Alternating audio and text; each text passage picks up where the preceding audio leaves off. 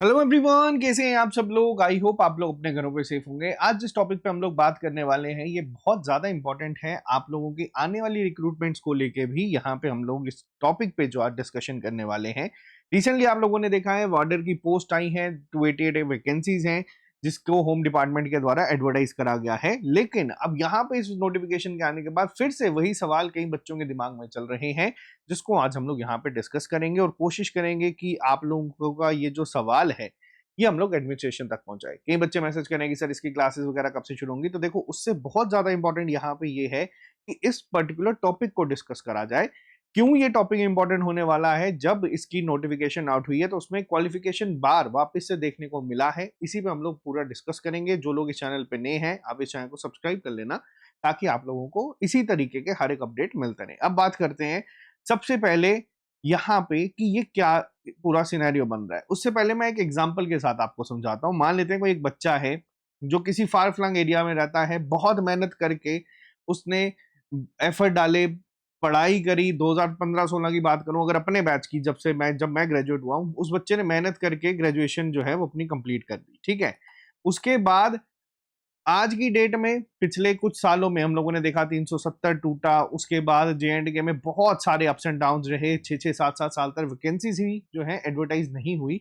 मान लो ये बच्चा 22 साल का था उस समय जब उसने मेहनत करके ग्रेजुएशन करी, और नोटिफिकेशन वगैरह आते आते ये बच्चे ने 28 साल की एज को क्रॉस कर दिया, जिसमें हम लोगों ने बहुत सारे बच्चों को देखा था जिन्होंने कोर्ट केस भी करे कि हमें एज रिलैक्सेशन दे दो कांस्टेबल के एग्जाम में या हर एक चीज में।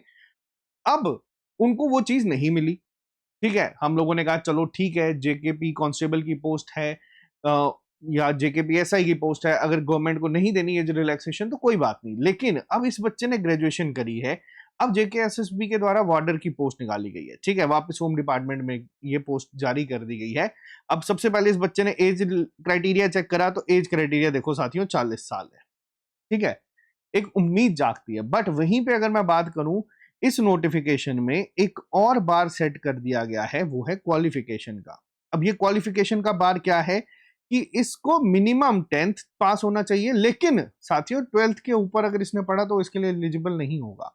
अब ये क्राइटेरिया जो ये मैक्सिमम वर्ड यहां पे यूज कर दिया जाता है, ये किस तरीके से यहाँ पे इन लोगों के साथ मजाक है जो बच्चे मेहनत करके ग्रेजुएशन भी क्वालिफाई कर ग्रेजुएशन करते हैं और उसके बाद उम्मीद रखते हैं कि हम कोई एग्जाम क्वालिफाई कर लेंगे। हर एक इंसान सुपर इंटेलिजेंट नहीं होता है, हर एक इंसान का अलग अलग कैलिबर होता है।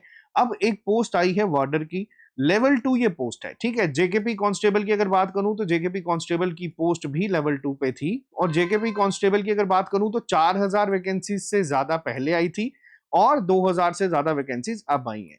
मान लेते हैं कोई बच्चा 28 साल से ज्यादा का हो चुका था, इसका गुनाह यह है कि इसने ग्रेजुएशन करी थी। ठीक है, बीच में इसका गुनाह यह था कि जे.एंड.के में चीजें प्रॉपर नहीं चल पा रही थी, तो ये बच्चा ये एलिजिबल नहीं था इसके लिए। जेकेपीएसआई की वैकेंसी 669 आई, वो इसके लिए भी एलिजिबल नहीं था। अब वार्डर की एक पोस्ट आई है जिसके लिए ये बच्चा एलिजिबल है, लेकिन इसको बाहर किस वजह से किया जा रहा है कि इसने पढ़ाई लिखाई थोड़ी ज्यादा कर ली।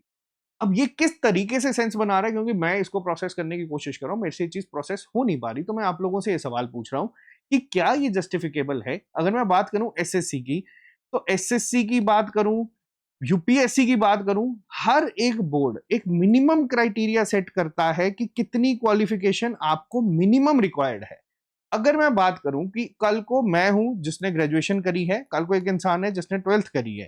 ठीक है, अब मैं यहाँ पे किसी को डिग्रेड नहीं कर रहा हूं, मैं बस एक एग्जांपल दे रहा हूं कि कल को अगर कोई जॉब है, मान लेते XYZ कोई भी जॉब है, तो ये कौन सा क्राइटेरिया है जो ये बताता है कि ये इंसान ये जॉब मेरे से बेटर कर सकता है। नहीं, डाउट नहीं है कि हो सकता है मेरे से बहुत बेटर करे, लेकिन सिर्फ इस बेसिस पे कि मैंने ग्रेजुएशन करी और मैं ये नहीं कर सकता या मैं इसके लिए एलिजिबल नहीं हूं, ये जो मैक्सिमम बार हम लोग देख रहे हैं, इस वजह से बहुत सारे बच्चों को सफर करना पड़ता है। क्यों? अगर मैं बात करूं लास्ट टाइम की एमटीएस पोस्ट जो जेकेएसएसबी के द्वारा एडवर्टाइज करी गई थी, जिसमें 8000 से ज्यादा वैकेंसीज थी, उसमें भी ये मिनिमम और मैक्सिमम का बार सेट करा गया था। अब यहां पे अगर बात करूं कि कोई बच्चा जो इतना फाइनेंशियली मान लेते हैं अभी अपना वीक है कि उसको कोई फर्क नहीं पड़ता, वो रेडी है कि उसको बस एक जॉब मिलनी चाहिए, वो करने को तैयार है। जब एक इंसान उस जॉब को करने के लिए तैयार है, एक इंसान उसको क्वालिफाई करके करने के लिए तैयार है, तो उसको किस बेसिस पे ये मैक्सिमम क्राइटेरिया की वजह से बाहर किया जा रहा है कि आपकी क्वालिफिकेशन 12th ही होनी चाहिए, उससे ज्यादा अगर आप लोगों ने पढ़ा तो आप इसके लिए एलिजिबल नहीं है। ठीक है, मान लेते हैं कि अगर J&K में एम्प्लॉयमेंट रेट हम लोगों का बहुत हाई है, ठीक है, जिसके लिए हमें पता है कि नहीं यार, हर एक के लिए अलग अलग पोस्ट आती है, हर एक इंसान के लिए अलग अलग क्राइटेरिया, हर एक के लिए अलग अलग डिपार्टमेंट है, पोस्ट ग्रेजुएट्स के लिए अलग है, ग्रेजुएट्स के लिए अलग है, ठीक है, 10+2 वालों के लिए अलग है, तो हम मानते हैं कि ठीक है कि उसमें हम फिट नहीं हो पाते। लेकिन जब आपका अनएम्प्लॉयमेंट रेट इतना ज्यादा हाई है, आप लोगों का J&K इस समय नेशनल एवरेज जो हमारा अनएम्प्लॉयमेंट रेट है उससे भी आगे चल रहा है परसेंटेज में, तो उस टाइम पे आप किसी एस्पिरेंट को कह रहे हो कि आप इसके लिए एलिजिबल नहीं हो जस्ट बिकॉज आपने इससे ज्यादा पढ़ाई करी है। हमें सिर्फ मिनिमम और मैक्सिमम 10+2 बच्चे चाहिए जिन्होंने सिर्फ 12th तक पढ़ा हो। तो ये अपने आप में ही गलत है, और इसको जो है आने वाली रिक्रूटमेंट, क्योंकि देखो वापस से कई जगहों पे आप लोगों ने सुना होगा कि एमटीएस की पोस्ट वापस आनी है, और कई बच्चे ऐसे हैं जो नहीं इतने ज्यादा ब्रिलियंट होते हैं, या मान लेते हैं कि कई बच्चे ऐसे हैं जिनका किस्मत उतना साथ नहीं दे रही कि वो फाइनेंस का एग्जाम या जेकेपीएसआई का एग्जाम क्वालिफाई करें, और उनको भी एक अपने एंड में एक जॉब सिक्योरिटी चाहिए, तो उनको वो तैयार है इस जॉब के लिए करने के लिए। बट आप लोग सिर्फ इस क्राइटेरिया पे अगर उनको बाहर कर रहे हैं कि आपने ज्यादा पढ़ लिया है, तो ये जो है सही नहीं है, और हम लोग एडमिनिस्ट्रेशन को ये रिक्वेस्ट करेंगे कि इसको जो है कंसीडर किया जाए, क्योंकि ऑलरेडी कई सारे बच्चे, मैंने आपको बताया कि जो कांस्टेबल नहीं फिल कर पाए, जो जेकेबीएसआई फिल नहीं कर पाए, एटलीस्ट अगर एक वार्डर का ऑप्शन उनके सामने आया है, और अगर उनको जरूरत है, अगर मान लेते हैं कि वो आप ही लिख रहे हो कि 40 साल का उम्र तक का इंसान इसके लिए अप्लाई कर सकता है, तो अगर उसकी गलती सिर्फ ये है कि उसने ज्यादा पढ़ लिया, तो आप इस बेसिस पे उसको बाहर नहीं करें और उनको भी इस पोस्ट के लिए एलिजिबल बनाया जाए, ताकि वो लोग भी इसके लिए अप्लाई कर सकें।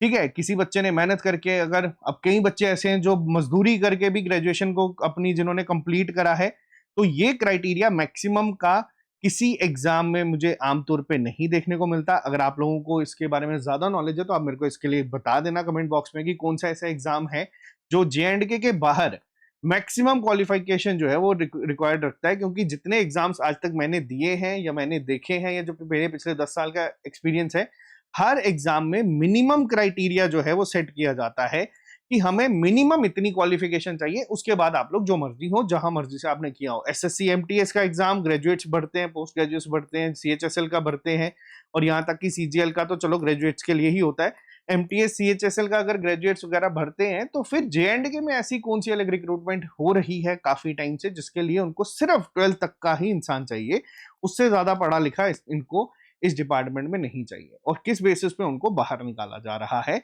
ये एक सवाल यहाँ पे आप सभी लोगों के लिए है। क्योंकि जो भी बच्चा तैयारी कर रहा है, देखो आज कई बच्चे होंगे जो मान लेते हैं अभी कॉलेज में होंगे, ठीक है, कई बच्चे ऐसे होंगे जो जेकेपीएसआई और कांस्टेबल के टाइम पे मान लेते हैं 28 साल से कम के होंगे। तो ऐसा नहीं है कि आप किसी दूसरे का मजाक उड़ाना, टाइम बहुत स्ट्रांग होता है, टाइम सब कुछ नोट करता है। आज कई लोग ऐसे हैं जो वाकई में जिनको इस चीज की जरूरत है, बट उनको इस वजह से बाहर किया जा रहा है कि वो ग्रेजुएट्स हैं। तो ये एक बहुत बड़ी गलत चीज हो रही है J&K में, जिसको सही करना होगा। बाकी मिलते हैं हम लोग जल्दी नए लेक्चर के साथ। बहुत जल्द हम लोग एक ट्विटर कैंपेन भी शुरू करेंगे इसको लेके। मैं आपको हमारे टेलीग्राम जो SSS का है वहां पे शेयर कर दूंगा, आपको उसको रीट्वीट करना है ताकि हम लोग अपनी बात गवर्नमेंट तक भी पहुंचा सके। बाकी मिलते हैं जल्दी नए लेक्चर के साथ, अभी के लिए फिलहाल इतना ही। Bye bye, take care, see you soon, अलविदा।